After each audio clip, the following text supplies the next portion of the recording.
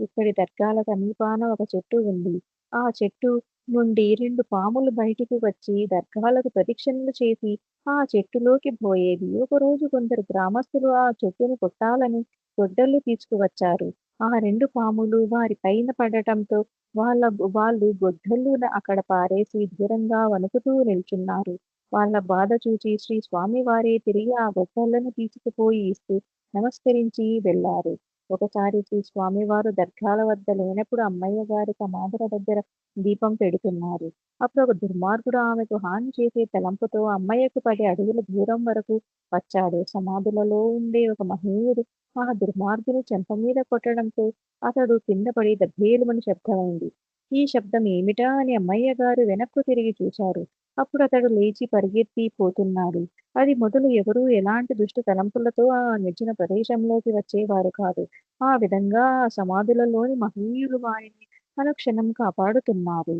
స్వామివారు కడపకు వెళ్ళినప్పుడు కానీ, షోలింగర్‌లో తపస్సు చేయటానికి వెళ్ళినప్పుడు కానీ మాతాజీ తల్లిగారు మాత్రమే ఆ నిర్జన ప్రదేశంలో ఉండేవారు. అమ్మయ్య గారే దర్గాల వద్ద దీపాలు వెలిగించేవారు. దర్గాలోని గురువులకు భక్తులు తెచ్చినవి చదివింపులు చేసేవారు. దర్గాకు వచ్చిన భక్తులు హుండీలో డబ్బులు వేస్తే ఆ డబ్బు దీపాలకు నూనె కొరకు ఖర్చు చేసేవారు. భయం అనేది మాతాజీ ఎరుగరు. మాతాజీ బంధువులు కొందరు అమ్మా ఈ అడవిలో నిర్జన ప్రదేశంలో ఉండడానికి నీకు భయం లేదా అని అడిగారు. దానికి మాతాజీ భయమా? అది ఎలా ఉంటుంది? చూపించు అని అన్నారు. మాతాజీ కేవలం గృహిణి మాత్రమే కాదు, స్వామీజీలాగే ఆధ్యాత్మిక మార్గంలో పరిణతి సాధించిన మహాయోగిని.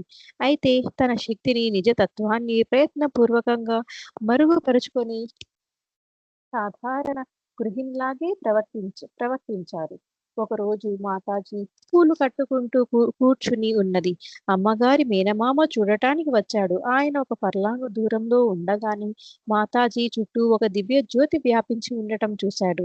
దగ్గరకు వచ్చే కొద్దీ ఆ వెలుగు మరింత ప్రకాశం కావడంతో ఆయనకు చాలా భయం వేసింది. చాలాసేపు ఆయన మామూలు స్థితికి రాలేకపోయాడు. ఇంకొక సందర్భంలో మాతాజీ ఆశ్రమంలో ఒక గోనె పట్టపై కూర్చుని ఉంది.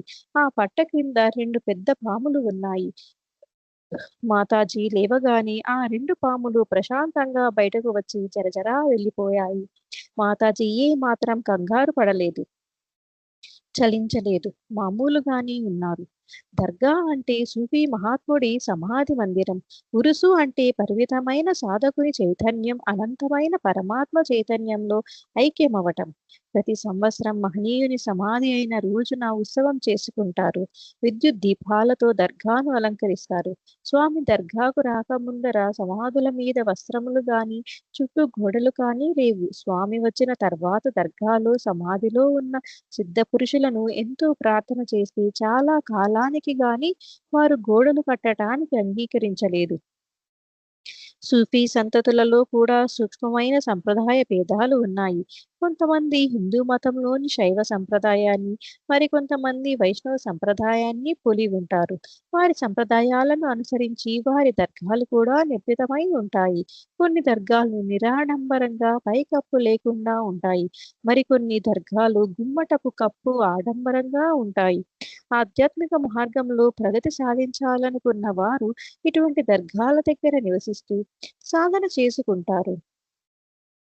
దర్గా సంరక్షకులు వార్షికంగా దర్గాలోని సిద్ధపురుషుల సమాధి చెందిన రోజులలో ఉరుసు అనే ఉత్సవం జరిపిస్తారు. స్థల పురాణం ప్రకారం 1474 సంవత్సరంలో అరేబియా దేశస్థులైన శ్రీ సద్గురు హజరత్ దర్బార్ అలీ షా వలి వారి గురువు దాదా కలందర్ గారు వారి గురువు అలీ షా వలి గారికి ఎండిపోయిన ఒక జువ్వి, ఒక నేరేడు కొమ్మలు ఇచ్చారు. ఈ 2 కొమ్మలు ఏ ప్రదేశంలో నాటినా ఒక రోజులో చిగురిస్తే అది నీ స్థానం అని వారి గురువు గారు ఉత్తర్వు ఇచ్చారు.